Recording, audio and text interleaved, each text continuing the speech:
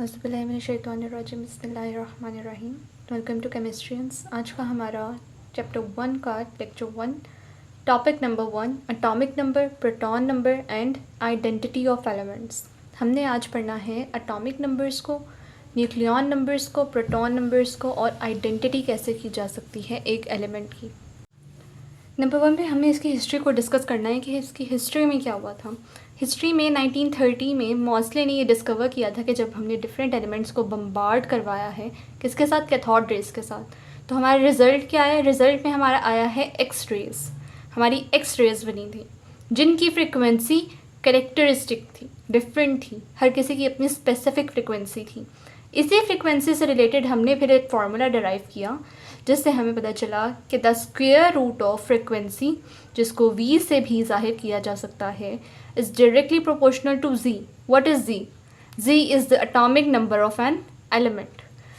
Square root of the frequency v is directly proportional to the character z। ठीक हो गया। उसने कुछ और भी बातें कही जिनमें था एटॉमिक नंबर, जिसको हम z भी कहते हैं, was the fundamental property of element. ये हमारी एलिमेंट की एक खसूसी प्रॉपर्टी थी, फंडामेंटल प्रॉपर्टी थी।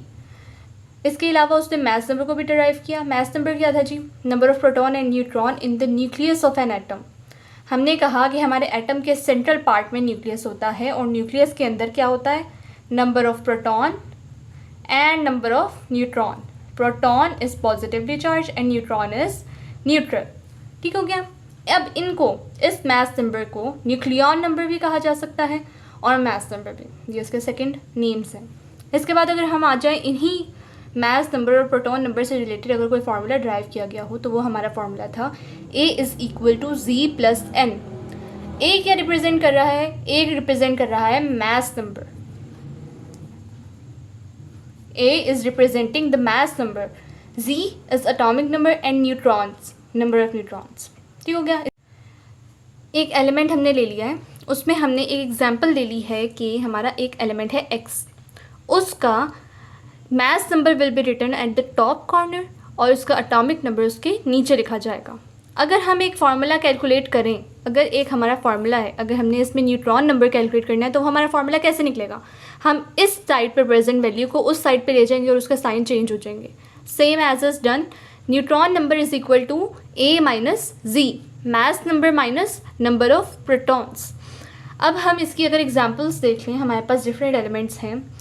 एल्यूमिनियम ले लेते हैं। एल्यूमिनियम का नीचे 13 लिखा गया है और ऊपर 27 है। Mass number will be 27 and atomic number will be 13। C is equal to 13, A is equal to 27। अब नंबर ऑफ न्यूट्रॉन का फॉर्मूला क्या था? A minus Z। सिंपली हमने ये फॉर्मूला पुट करना है और हमारे पास 14 आंसर आ जाएगा। अब हमने इसमें number of electron, proton, neutron को डराइव करना है तो हम क्या करेंगे? हमें पता है कि एल्यूमिनियम कितने इलेक्ट्रॉन लूज कर सकता है? 3। क्या बनाने के लिए? Aluminium 3 positive ion. तो अब हम क्या करेंगे? लूज कर रहा है तो फाइनली यहाँ पे जाने की बात हो रही है। तो number of proton will be 13, number of neutron will be 14 जो हमने निकाल लिया है, और नंबर ऑफ इलेक्ट्रॉन जितने भी प्रेजेंट होंगे उसमें से हमने 3 को माइनस कर देना है, हमारा 10 आंसर आ जाएगा। ये है हमारी फर्स्ट एग्जांपल। सेकंड एग्जांपल है हमारी क्लोरीन की। अब हमारे क्लोरीन का एटॉमिक नंबर है 17 एंड मैथ नंबर है 35। हमें पता है कि ये सिर्फ एक इलेक्ट्रॉन को गेन कर सकता है, तो हमारे नंबर ऑफ प्रोटॉन हमारे 17 है। नंबर ऑफ न्यूट्रॉन कैसे कैलकुलेट करेंगे? इसी फार्मूला के थ्रू हम 35 में से 17 निकालेंगे तो हमारे पास 18 आंसर आ जाएगा। एंड नंबर ऑफ इलेक्ट्रॉन जितने ये गेन कर सकता है उसको हमने प्लस कर दिया है तो हमारे पास 18 आंसर आ गया है। अब आपने ये याद रखना है कि वो मेथड जिसमें हम लूज़ कर रहे थे इलेक्ट्रॉन वो माइनस हुआ था और वो मेथड जिसमें हम गेन कर रहे थे इलेक्ट्रॉन वो प्लस हुआ।